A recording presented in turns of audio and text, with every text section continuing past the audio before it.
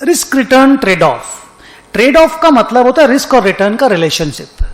सी, एक बहुत सिंपल सा आइडिया है कि if you take more risk you can expect more return, but if you take more risk you are not guaranteed more returns. Because अगर आपको guarantee मिल जाएगा कि आपको ज्यादा रिटर्न मिलेगा, ज्यादा रिस्क ले लो, तो फिर रिस्क कहां है? रिस्क का मतलब ही तो है कि ऊपर भी हो सकता है रिटर्न और आपका नीचे भी हो सकता है रिटर्न.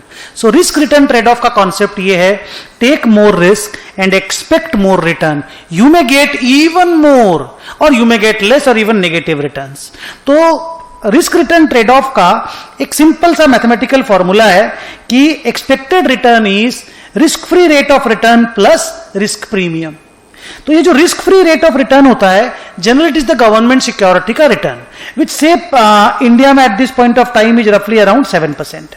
और अगर आप रिस्क ज्यादा लेते हो तो you can ask for more risk premium. Ask for means you can expect more risk premium. Your risk premium will be higher if you are taking more risk, your risk premium will be lower if you are taking less risk. But if you are investing somewhere where there is zero risk, say you are investing in government bonds, so your risk premium that you will expect is zero.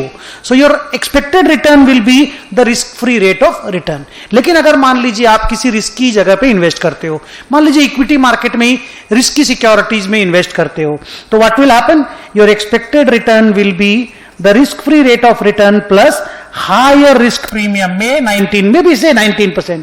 तो आपका expectation हो जाएगा 26% from that particular investment. और अगर आप lower rate of return, lower risk में risk वाली equity में इन्वेस्ट करते हो, your expectation will also be lower because the risk is lower, so risk premium is lower. और अगर रिस्क प्रीमियम लोअर है तो expected return will naturally be lower.